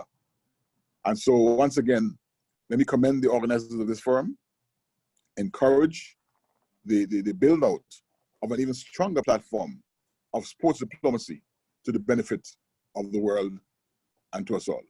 If it pleases you, Mr. Chair, I thank you for once again the invitation and for allowing me the opportunity to say a few words on the value of sports diplomacy in today's environment, in today's world. I thank you. Well, thank you. And all I can say in response to your presentation was hear, hear. I think it's very, very important that we never forget the power of sport. And I think certainly the speakers this afternoon, we won't forget the power of sport. But for the members of the audience, it's really vital that you become advocates for and supporters of the power of sport. And so we all have a responsibility to take forward some of the messages and some of the views of Chet and indeed of everybody else who's spoken this afternoon. We're going to change tack a little now, and I'm going to bring in a moment Karina LeBlanc and Tim Cahill. I'm very, very fortunate that that I do get to work with some incredible people in sport. Because when I was younger, I never imagined that that I would be able to do so, because I didn't run very fast and I didn't kick a ball very straight. And so I think to come towards the end of the afternoon, to be speaking to people who are elite athletes and have performed at the very highest level is for me an honor. So if I could firstly go to you, Karina, if you're there. Yes, I am. How are you? I'm good, Karina, and thank you for joining us. And I know, Karina, that in particular you have a specific interest in the development of football and in the benefits of playing football for young women. And I wondered if you could talk about some of the work that you're doing and tell us about your views on this area. Sure, thank you. Yeah, my name's Karina LeBlanc. I played for 18 years for my country. I played in 5 World Cups and 2 Olympics. I had the honor of winning a medal. So now I'm the head of women's football at CONCACAF, and CONCACAF is the region of North America, Central America, and all the Caribbean countries. And it's important to me because I feel like football made me who I am today. I started as a shy girl who, you know, didn't know my value. Grew up in the small island of Dominica, close to Antigua, as Mr. Green just spoke on, and moved to Canada when I was an 8. And I saw the power of the game. I saw the power of dropping the ball anywhere in the world. And I think, as Tim will probably attest to, when you go through and you play the game and it helps you figure out who you are, you almost feel you have this responsibility to give back to it. So now I'm in charge of developing and growing the women's game and showing that truly sport, but most importantly football, can not only change lives but save lives. So for me, it's helping be a voice to the power of the game in helping young girls figure out who they're meant to be on this earth, and women, giving them the opportunity to play and have access to the sport, just like everybody spoke here on the call. And could you tell us about some of the work that you're engaged in with young women in particular, the kinds of projects that you're developing to promote not just the prominence of female football, and I think that's one part of it, but I think also perhaps some of the soft skills that you've already alluded to. So, you know, decision making and independent thought and a sense of self-worth. Well, I think it's important because I think few of us get to play at that level where you get to play in World Cup and Olympic Games. Most kids that get into sport, it's recreational, or maybe they hope to play competitively. But it's showing the power of the game. In CONCACAF, we have Next Play Girls, where we introduce girls who've never ever played the sport to come in. And I can tell you stories of young girls who show up and they're scared and intimidated because what is this? You know, sports are for the boys or whatnot. But by the end of the day, we start to break stigmas in talking about the game. We get to show them the power of who they are, their voices, communication, leadership, all these tools that are successful in life. And it's not necessarily making them the next soccer player to play for the country, but letting them know that they're valued. You know, there's stories of me working with UNICEF where I've traveled to workplaces in the region, and topics that, you know, as Felix talked about, where people don't want to talk about war and whatnot, you drop a football and these young girls feel alive. They feel like they matter. So at CONCACAF, we have so many programs where it's more about the grassroots. It's more about giving the girls the opportunity to play, letting them know that, you know, through football, the sky's the limit. And I think around the world where so many young girls don't know their value, especially in this day and age of this pandemic, when they're stuck to the phone. If we can break through and get through this pandemic and then give them this opportunity, like me, where when I kicked the ball for the first time, my life changed. And I think this is what sport does, and we've discussed this over again, is that the ball can make a girl feel like she can be a superhero, a CEO, a mother, a doctor. And it all comes from kicking this ball because you're then surrounded by like-minded people. I know for me, in playing for the national team. For 18 years, I was surrounded by like-minded women who wanted to go on and be a difference in this world, who wanted to use the sport as a vehicle to inspire the next generation. And I think that's what the game does. And at CONCACAF, with the leadership with Victor Montagliani, who's also the vice president at FIFA, we want to give access to every little girl to the ball, because you pick up that ball, your life changes. I'm a testament of that. Mm-hmm. I'm going to come to Tim in a moment, but if I could just ask you one more thing, Karina. What still needs to be done? What are the big priorities, do you think, when it comes to women in football and I guess more generally women in sport? I think we just need to keep having the conversation and giving them the opportunity, you know, because I think globally, I think we all are testaments here on the power of the game. Again, I tell my story. I was the shyest kid, didn't feel valued because I didn't have the opportunity in my small country of Dominica. I moved to Canada and then I started to yell out my dreams. I wanted to be an Olympian. And then I got to play 18 years and stand on the podium and see our flag rise. But it's the lessons that I learned through the sport that have made me who I am. And I think we all can be advocates for it. Every single person on this call can be advocates for putting young girls into the game, putting women in the game, making that conversation, opening the door for somebody to come in that has a voice and a passion to make the game grow. And I think one of the most important things is just to keep having these conversations, because as you saw in the last World Cup, Women's World Cup, it was the biggest, deepest, strongest. There's sponsorships behind. There's ambassadors. I know Tim and I have spoke so many times about this. He's an ambassador for the women's game. And I think as we move forward to the next World Cup in Qatar, it's conversations again happening with Generation Amazing, conversations and people joining in and seeing and actually opening up their eyes and saying, you know what? Sport is the answer for all. As we just heard before, sport is the answer for making a kid do and believe in themselves, man or woman, boy or girl. Sport is the answer for breaking barriers. And I think for us, it's at CONCACAF, but for me, it's just about being that voice and knowing that my voice matters in this conversation and being on amazing platforms like this to talk about what I love and I'm passionate about. So I think everyone plays a role, and I think we need to keep pushing the envelopes, but most importantly, give opportunities to young girls and women to really see their value through this game of football. Mm. And if I could just add, Karina, I've sat on the board of trustees of Women in Sport in Britain, and as a man who sat on the board as the only man, which was was an experience in itself, but I learned so much that I didn't know. And so that for the men in the audience who are here today is you need to get close to women's sport, because it does help you to understand some of the issues and challenges and dare I say problems that women face. But can I just say, exactly like you said, just putting up your hand and saying, wow, I'm learning in this situation, in this opportunity. And I think it's not just a woman's problem, it's men embracing it and opening those doors that you just talked about to have the conversations, but bring women in and give them the capacity and learning to help grow the game, because we're 50% of the population and we want to be engaged. You know, for me, I'm so honored to be on this call, because it's an opportunity to be engaged with amazing people and leaders in this world to talk about women in sports. For me, it's a win. And I just commend everybody on this call, because we win together, and women need you as much as we need each other.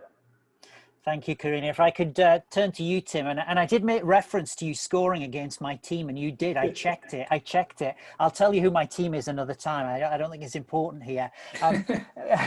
We can talk about it later. But Tim, again, thanks for being on the call. And I know that you in particular have feel very passionately about education and sport and education. And I was wondering, could you tell us something more about what you're involved with and what you're doing? Yeah, firstly, it's a pleasure. Thank you to all the distinguished guests. Karina, amazing. So good to support the women's game. I think one of the biggest things for me, growing up as a youngster in Australia, was the opportunity to play overseas. Parents got a loan. I flew to England 30 odd hours at the time, 20 years ago, with a dream of being a footballer.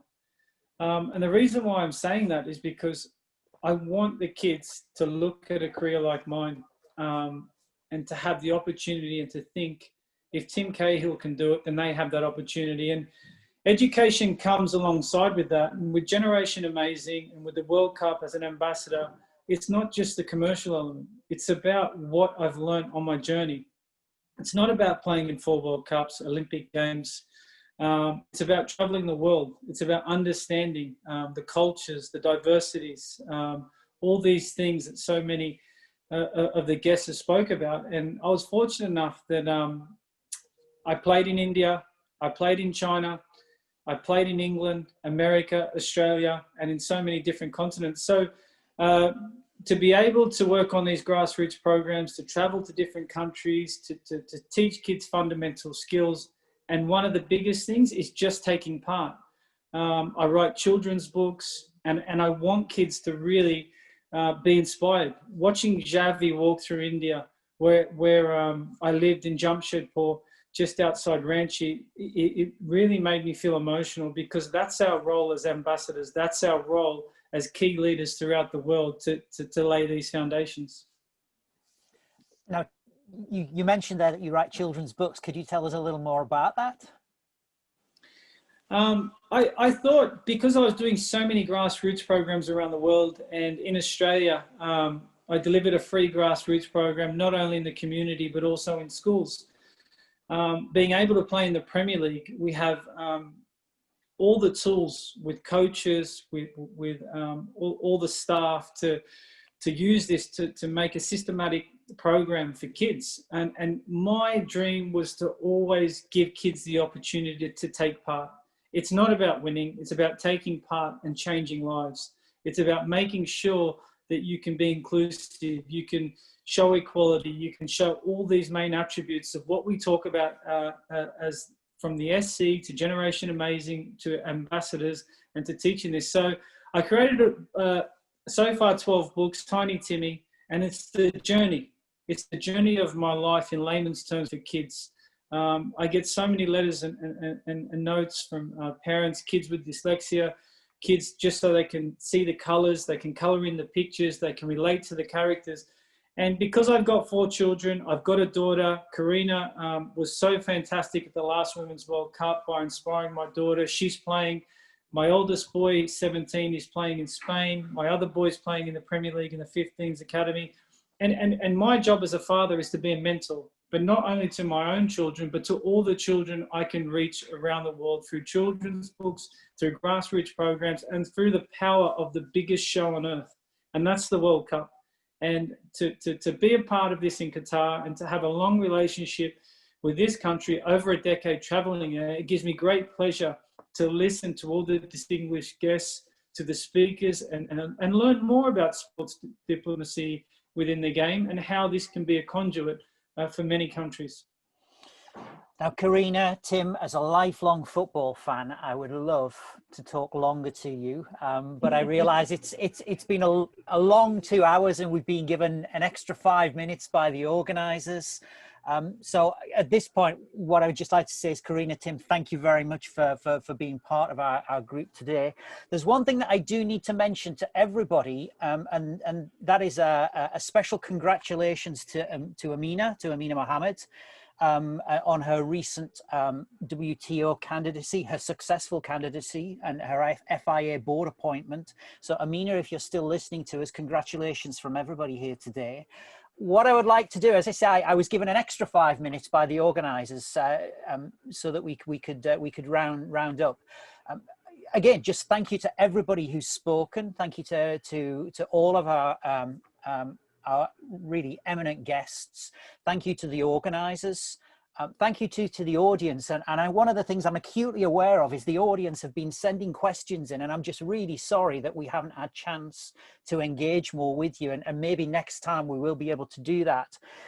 But just what I wanted to do is pick up on 1 or 2 final things just to sum up and to get us out of here. And I go back to what I said to Chet, here. If you recall, I said here, which is, sport is very, very powerful in lots of different ways. Socially, politically, diplomatically, culturally, economically, it's very powerful. And I hope that we can all see our way through the pandemic, because I think sport not only has a contribution to play in terms of getting us through the pandemic, but I think post-pandemic in terms of rebuilding communities, helping people to feel confident again, addressing health and lifestyle issues, and hopefully for restoring some kind of sense of normality. I think that's very, very important. And I think obviously at the heart of that, understanding one another, talking to one another, meeting together, sharing experiences, and engaging in diplomacy is a very important part of not only what I do and what the SC does, but I know what UNESCO does, Generation Amazing, and many of you who are in the room today. So on that note, I'm 1 minute over. It's 6 minutes past the hour. I think I'm in trouble with the organisers for being one minute over. So on that basis, thank you to all our speakers. Thank you to the guests. Thank you to the organisers. Sending best wishes, obviously, for health and your good health and safety in the coming weeks and months. So thank you for being here today with us, and we'll see you next time.